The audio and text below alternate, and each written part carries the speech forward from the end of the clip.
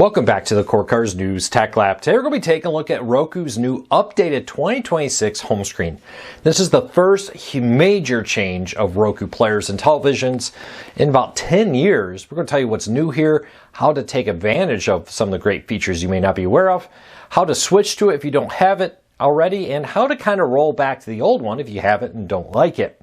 I'm going to show you some pro tips that I think you should try out before you say, hey, I don't like this, or I do like it. Hopefully this helps you out.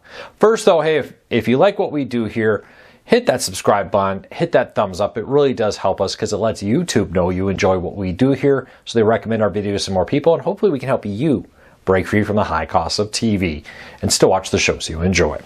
All right, with that said, let's dive into it. So this is the new Roku home screen. Got a larger top picks for you section here, a row here of apps that are recommended to you. Now this can be adjusted to show more apps or fewer apps. I'll show you how.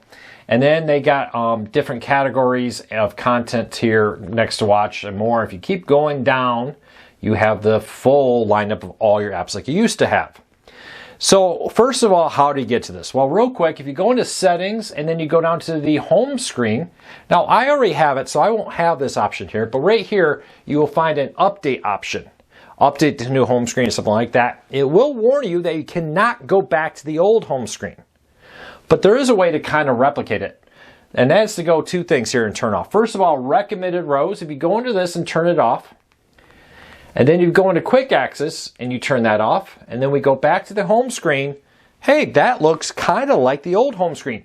Now you notice there was a tile size change here. This is the third big tip. So this one here gives you a good look at like a traditional one. You notice if I go up, there are a few features here before I get down to the bottom, like there always is. Different rows of content. I'll talk about this in a minute. Jump to continue watching, search more. The continue watching is a pretty nice little section they've added in recent years that allows you to pick up where you were. Now, you can see here, continue watching. We were watching Yellowstone. My son has clearly been on the Roku. Now, interestingly, not this TV. This is in my review lab. My kids do not get anywhere near this. And even though they watch it on different TVs, it's linked to this same account, and you can see their content here. We can also see we watch different stuff. The Garfield movie apparently here, my son, King of the Hill. It's pretty accurate. Continue watching. Allows you to click on this and instantly get back to what you want. The save lists, I don't really understand this. Maybe my kids did that.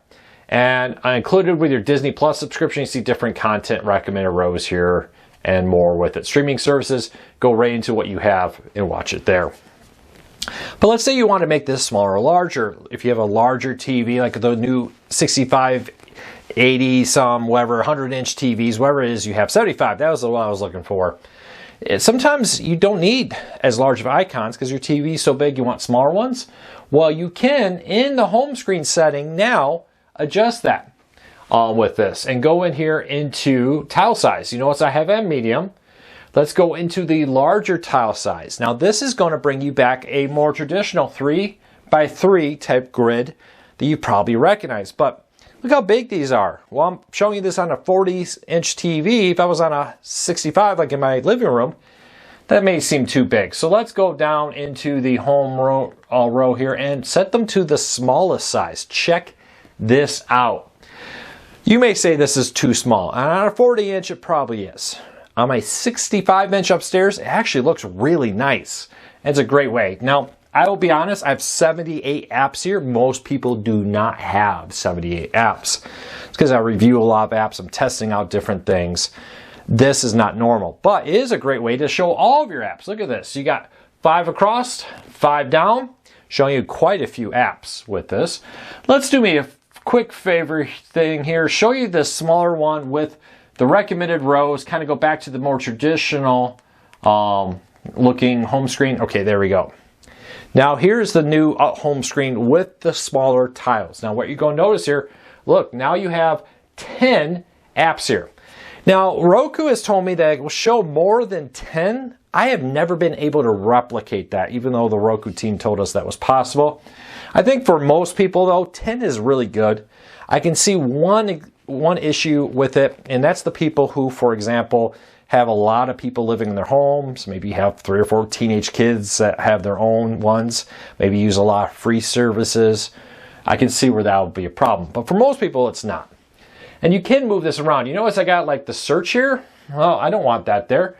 If I click the star on that, I can say remove from quick access. And look at that. It's gone. Now, you can also go down here and say there is something I want to add to that that's not there. Maybe it's Pluto TV. I should have looked to see if that was there. Add to quick access here. Move to the top of the section, manually move it around in this, or add to quick access. Now I go up here, look, Pluto TV now included. Really nice feature to help you manage that. It does work on Roku TVs to add in like HDMI ports. If, for example, your PlayStation 5 is on HDMI 1 and you want to quickly get to it at all times, that's a great way to do it. Now, Roku says as you use this, they will automatically rearrange it and show the ones you use the most often on it. Unfortunately, I don't have a way to really know how to do that or manually change that or turn it off and still have the quick access. Like I said, you can eliminate the quick access and just always go straight to that older Roku setting, and then you have full control over it. It'll go whatever way you want with it. I think the automatic rearrange is one of the most controversial ones. Roku says over time it will learn your behaviors and even the time of day and which people use what TVs. For example, in my bedroom, I have a TV. If I would watch a Roku on that, it would only show stuff my wife and I use in the bedroom, where the living room may include stuff kids watch.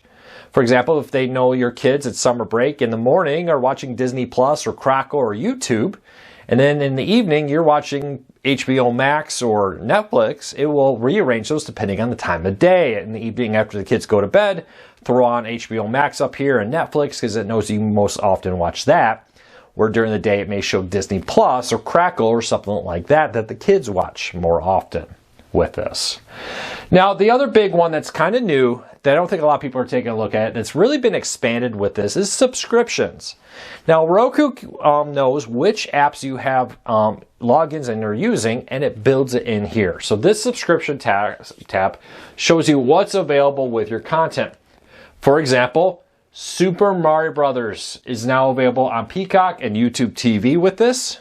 A great way to know that. Toy Story 4, Minions. There is even Norway vs. France showing me that, hey, I have Peacock and I have Fubo. It's on both right now. They've been adding more and more to this in recent time. If you tried this out in the past and you didn't really get a lot of it, you'd be amazed at how effective that is and how quickly that comes up here. Now let's go into the For You section. You can see very similar. It's showing me recommended content based on my viewing behavior. The Roku home screen is like buying a new car. You test it out, and you take it on the road, and the radio is kind of weird. You're like, hey, this is a little different. I got to figure out where my presets are. How do I switch between AM and FM or my Android Auto and go back into the proper menu?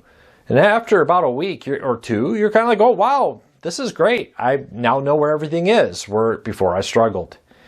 Now, I would encourage you to give it a couple of weeks, try it out.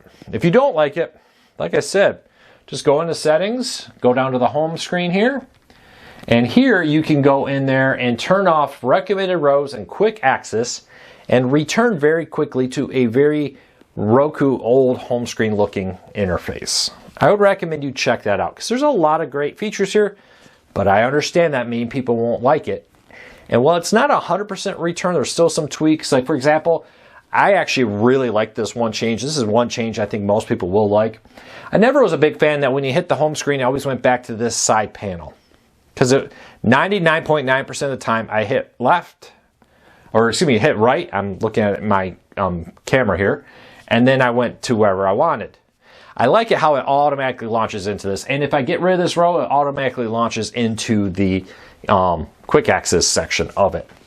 So that is one change I really think is a good change. Let me know, what do you like? What don't you like? Is there a pro tip that I didn't include? Do you think I should have?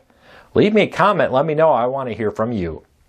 Well, that's it for today. If you like what we do here, we post a video every day trying to help you break free from the high cost of TV and still watch the shows you enjoy.